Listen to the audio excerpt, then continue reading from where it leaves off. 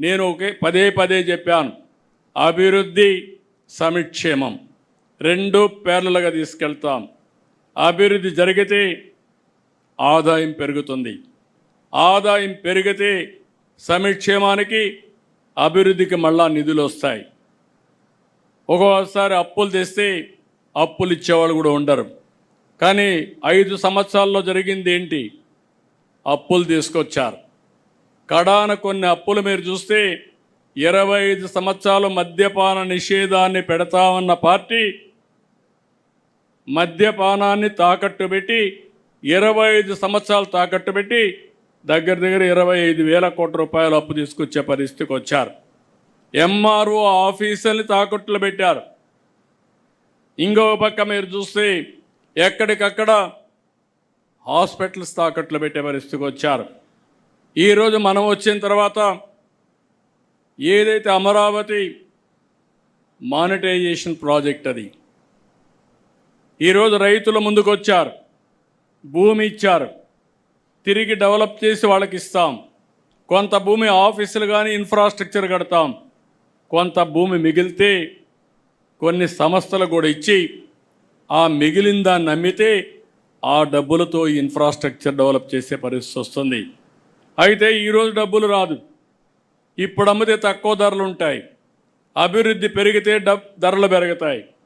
నేను హైదరాబాద్లో చూశాను, హైటెక్ సిటీ ప్రారంభించినప్పుడు ఆ ప్రాంతంలో ఎకరాలు 1,00,000 రూపాయలు, ఇప్పుడు 100 కోట్ల రూపాయలు.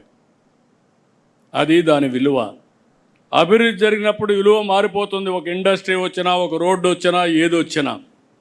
ఆ విధంగా దాన్ని చేస్తే అందరికీ లెటర్లు పంపించారు, వ్యతిరేక క్యాంపెయిన్ చేశారు. ఆ రోజు కూడా ఇదే మారిగా అమరావతి పైన విష ప్రచారం చేసి డబ్బులు ఇవ్వకుండా అన్ని ఏజెన్సీలకు పంపించి ఇష్టానుసారంగా ప్రవర్తించారు. నిన్న మీరు చూస్తే మైనింగ్ అంతా కూడా ప్రొటెక్ట్ చేసి మైనింగ్లో వచ్చే ఆదాయాన్ని చూపించి మనం కొంత అప్పు తీసుకొచ్చి మనం చెప్పిన మాట నిలబెట్టుకోవడానికి ముందుకు పోతున్నాం. దానికి అందరికీ లెటర్లు రాసి ఏదో కాన్స్టిట్యూషనల్ వైలేషన్ అని, మీరు చేసింది చెప్పిన దానికి వ్యతిరేకంగా మద్యపాన నిషేధాన్ని తెస్తామని చెప్పి మద్యపానాన్ని 25 సంవత్సరాలు తాకట్టు పెట్టి డబ్బులు తేవడం అది తప్పు.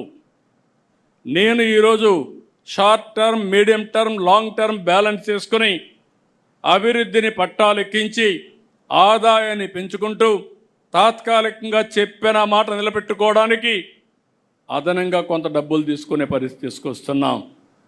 ఇది తప్పు కాదు. కేంద్రం ఎంత ఇవ్వాలనో అంత తీసుకొచ్చాం. ఈరోజు మీరు చూస్తే పోలవరం డబ్బులు ఇచ్చారు, విశాఖపట్నం స్టీల్ ప్లాంట్కి ఇచ్చారు. మనకు ఇబ్బందులు ఉన్నాయంటే శాసక కింద డబ్బులు తీసుకొచ్చాం. అదే సమయంలో కొంత వెసులుబాటు కోసం మనం ఈ పనులు చేస్తామంటే అడ్డుపడి ఇవ్వకపోతే ఇవ్వలేదు, ఇస్తే ఎక్కడైనా డబ్బులు తెస్తే ఇవ్వనీయకుండా అడ్డుపడడం, ఇదేమి రాజకీయం నాకు అర్థం కావడం లేదు. అంటే ఇంత నీచమైన రాజకీయాలు కూడా చేసి మళ్ళీ ప్రజల్ని మెప్పించాలని ఆలోచించిన వాళ్ళని ప్రజల్లో మనం ఎడ్యుకేట్ చేయాల్సిన అవసరం ఉంది. నేను చాలా స్పష్టంగా ఉన్నా. నా ఆలోచన short time, medium term, long term మూడు కూడా బ్యాలెన్స్ చేసుకొని సస్టైనబుల్ ఎకానమీతో ఆర్థిక వ్యవస్థ సుస్థిరత అదే మనకి స్టేబుల్గా చేసి దీన్ని బ్యాలెన్స్ చేయడం మన ఆలోచన. ఈ విషయాన్ని కూడా మీరు అర్థం చేసుకొని ప్రజల్లోకి తీసుకుపోవాల్సిందిగా నేను మిమ్మల్ని అందరినీ కోరుతున్నా.